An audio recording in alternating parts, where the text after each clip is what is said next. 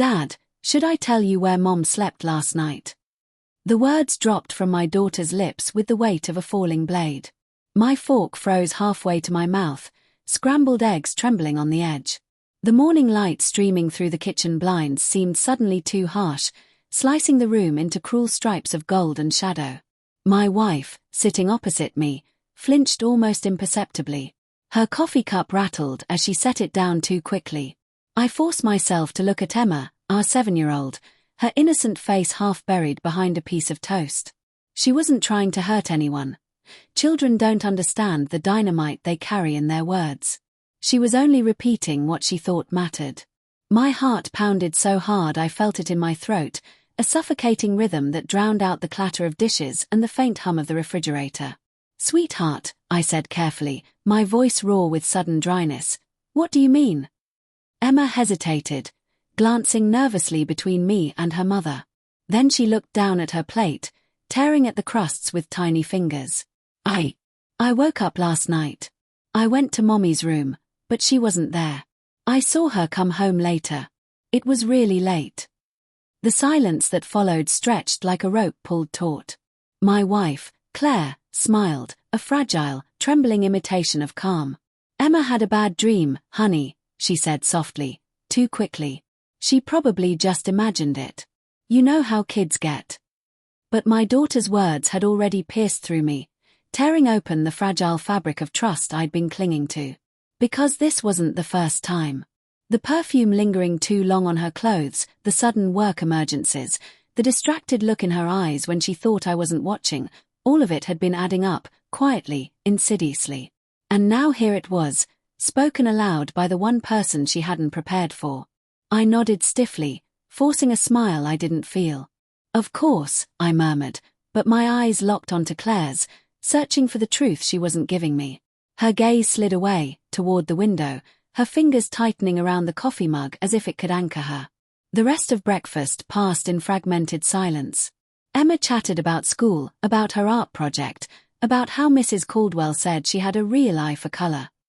Claire responded with distracted murmurs, but her voice carried a brittle edge. My own answers were delayed, hollow, as though I was speaking from underwater. When Emma finally skipped off to her room, humming, I turned to Claire.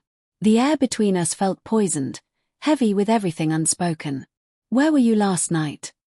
My words came out low, controlled, but inside me something trembled on the verge of breaking. She didn't answer at first. She stared into her coffee, as if the swirling black surface might offer her an escape. Finally, she exhaled sharply. "I told you, I was working late. The Anderson file." "Stop," I cut her off. "Don't do that.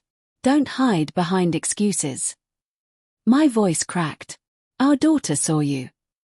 Her eyes snapped up, flashing with anger, or maybe fear. "She's a child. She doesn't understand time. You're really going to take her word over mine?" The accusation burned, but beneath it was something darker, desperation. A lie built on quicksand. I swallowed hard, tasting bile. My thoughts spiraled, fragments colliding. Memories of us laughing in bed, of her hand clutching mine during Emma's birth, of whispered promises under moonlight. Had all of it been hollow? Or had I simply lost her piece by piece, too blind to see it slipping away? "Claire," I whispered, my throat aching, "just tell me the truth. Please." Her lips trembled. For a moment, I thought she might break, that the dam of secrets would finally burst. But she stood abruptly, chair scraping against the floor. "I don't have to explain myself when you're already accusing me of things I haven't done," she snapped, voice shaking. The sound of Emma's laughter drifted from the hallway, a cruel reminder of what was at stake.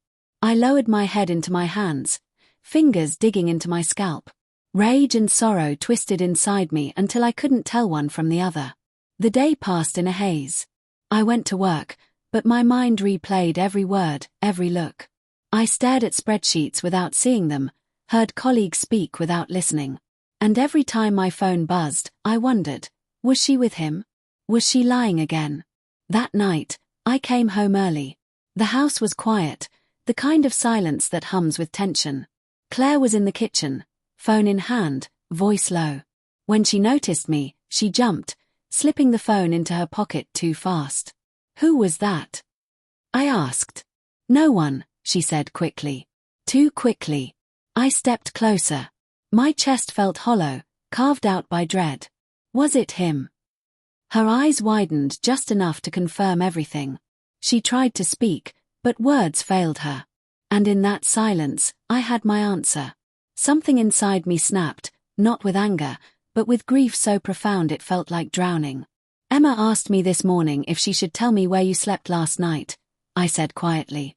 My voice shook, but I forced every word. "She shouldn't have to carry your lies. She shouldn't be the one protecting me." Tears welled in Claire's eyes. For the first time, the mask cracked. "I didn't mean for it to happen," she whispered. "I was lonely. You were always working, always distracted." He listened. He made me feel seen. The confession gutted me. Because part of me understood, and that was the cruelest wound of all. I had buried myself in long hours, in the weight of providing, while neglecting the woman beside me. But betrayal, God, betrayal was something else. "I loved you," I choked out. "I still love you. But you didn't just betray me. You betrayed Emma. You shattered the world she trusts." Claire covered her face with her hands, sobbing. "I'm sorry. I don't know how to fix this." I stood there, shaking, torn between the instinct to comfort her and the urge to walk out forever.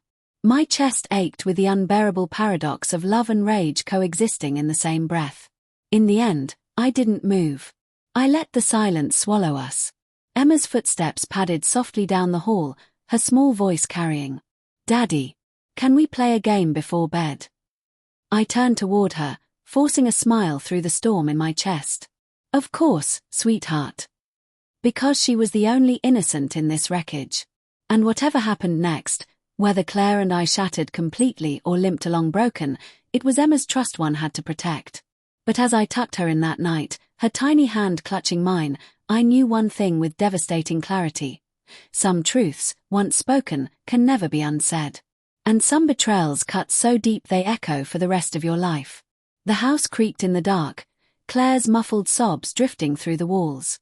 I lay awake, staring at the ceiling, every breath heavy with a truth I could no longer deny. Love was still there, but trust was gone. And without trust, love was nothing but a ghost haunting the ruins.